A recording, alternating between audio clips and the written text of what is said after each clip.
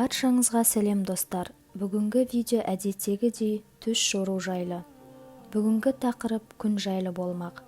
Жалпы күн бізге жарық пен жылу сыйлайтын үлкен жұлдыз. Ал енді осы күнді түсімізде көрсек қалай жоримыз? Соған тоқталайық. Ғалымдардың айтуынша, түсіңіздегі күн жақсы жаңалықтың, мақсатыңыздың орындалғандығын, сондай-ақ жаңа өмірге қадам басқаныңызды білдіреді деген. Егер сіз түсіңізде күннің астында тұрғаныңызды көрсеңіз, сіздің өте бақытты адам екендігіңіздің белгісі және денсаулығыңыздың өте жақсы екендігін білдіреді. Егер түсіңізде көрген күннің түсі қызыл болса, сіздің өміріңізде жақында бір жанжал болғандығын білдіреді. Ал егер сіз аспанда екі күн тұрған көрсеңіз, өміріңізде ерекше таңғажайып оқиғаның болғандығын білдіреді.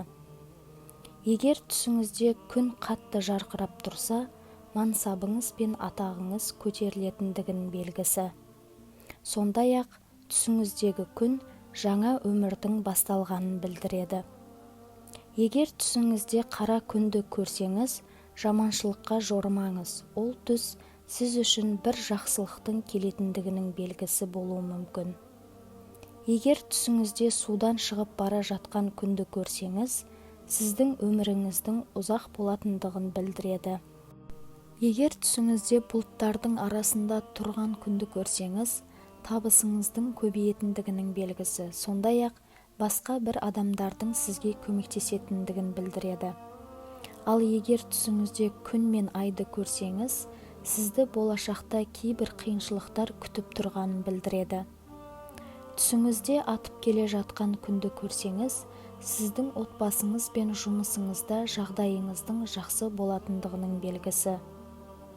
Егер түсіңізде суға түсіп тұрған күннің сәулесін көрсеңіз, сенімсіз адаммен жолығатындығыңыздың белгісі. Егер түсіңізде күн сәулесінен қорғайтын көзілдірік киіп тұрсаңыз, болашаққа қойған арман мақсаттарыңызға сүрінбей жететіндігіңізді білдіреді. Түсіңізде жағажайда күн көрсеңіз, бір шешім қабылдағанда асығыстық танытпауыңыз керек екендігінің белгісі. Түсіңізде денеңізге күн сәулесін тиіп тұрғанын көрсеңіз, сіз өте мықты адамның қорғауында екендігіңізді білдіреді.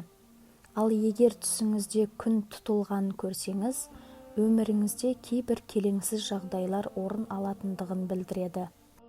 Достар, осымен түс жоруға арналған шығарылымымыз аяқталды. Егер де менің видеом ұнаған болса, лайк басып комментарий қалдырыңыздар және де подписаться бөлімін басып, қоңырауды басуды ұмытпаңыздар.